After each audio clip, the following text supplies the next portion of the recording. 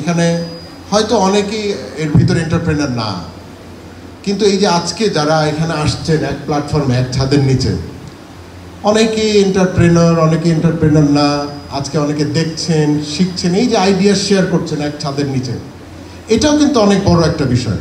আজকে যদি এখানে 100 জন মানুষ থাকে, 100 জন নারী থাকে, এর ভিতরে একজনও গিয়ে যদি যে আজকের এই প্রোগ্রাম থেকে অনুপ্রাণিত হয়ে সে তার ঘরে বসে যদি কিছু করার চেষ্টা করে, আজকের এই অনুষ্ঠান সার্থক। সিরিয়াসলি বললাম, আজকের এই অনুষ্ঠান সার্থক যদি এদের ভিতরে একজনও গিয়ে করে ফেলে। নর্মালি সবাই করে না, কোনো প্রোগ্রামেরই 100% সাকসেস হয় না। এটা 100 জন যদি কোনো একটা ইভেন্টে অংশ নেয়, তার থেকে চারজন যা 5 জন সেটা গিয়ে ঘরে গিয়ে রেপ্লিকেট করার চেষ্টা করে, ওই কাজটা করার চেষ্টা করে। তো এই 4 জন বা 5 জন কে হবে, কে সফল হবে, সেটা সিদ্ধান্ত নেওয়ার বিষয়, সিদ্ধান্ত নেবেন আপনারা। আপনি সেই সফল 4 জন 5 জন উদ্যোক্তার ভিতরে একজন হবেন কিনা, ইটস আপ টু ইউ। এই ডিসিশন নেবেন আপনি।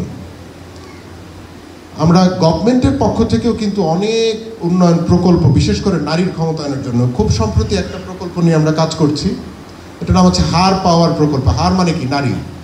পাওয়ার মানে ক্ষমতায়ন, নারীর ক্ষমতায়ন প্রকল্প। এটা আমরা সুন্দর ভাষায় বলি হার পাওয়ার প্রকল্প। এই হার পাওয়ার প্রকল্পে আমরা 6 মাস মেয়াদি একটা প্রশিক্ষণ দিচ্ছি, যারা মোটামুটি শিক্ষিত নারী, সমাজের খুব যে উঁচু স্তরে বা মধ্যবিত্ত স্তরের নারী হতে হবে বিষয়টা সেরকম না, তাদেরকে আমরা ফ্রিল্যান্সিংয়ে উদ্বুদ্ধ করতেছি। বিভিন্ন ইন্টারনেট সার্ভিস প্রোভাইডিংয়ের ক্ষেত্রে উদ্বুদ্ধ করতেছি, বিভিন্ন অনলাইন অ্যাপ্লিকেশন যাতে তারা পরিচালনা করতে পারে সেখানে উদ্বুদ্ধ করতেছি। এবং 6 মাসের একটা খুব রিগোরাস কোর্স করার পর তাদের প্রত্যেককে আমরা একটা করে ল্যাপটপ দিয়ে দিচ্ছি।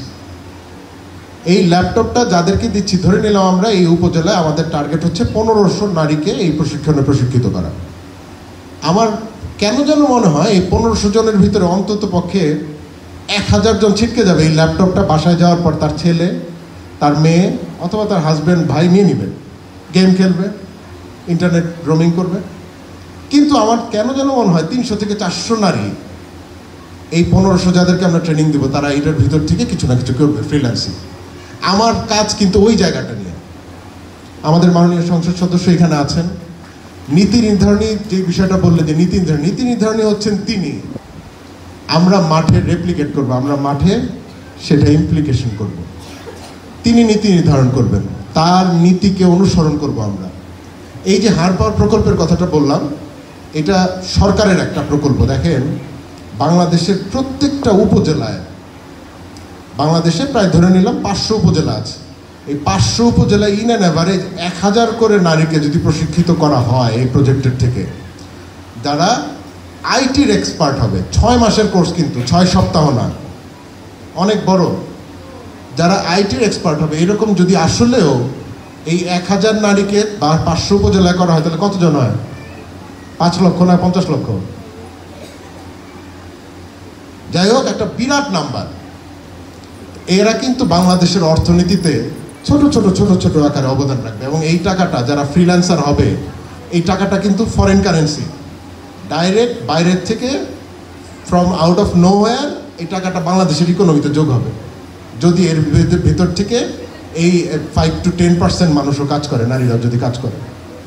তা এটা আসলেই এই যে 2041-এর স্বপ্ন আমাদেরকে মাননীয় প্রধানমন্ত্রী দেখিয়েছেন, এই স্বপ্ন কিন্তু আমরা এই ছোট ছোট স্টেপ দিয়ে আস্তে আস্তে ওই স্বপ্নের দিকে যাচ্ছি। এবং এটা শুধুমাত্র সম্ভব হয়েছে এই ভিশনারি লিডার আমাদের মাননীয় প্রধানমন্ত্রী শেখ হাসিনার নেতৃত্বের কারণে। আমি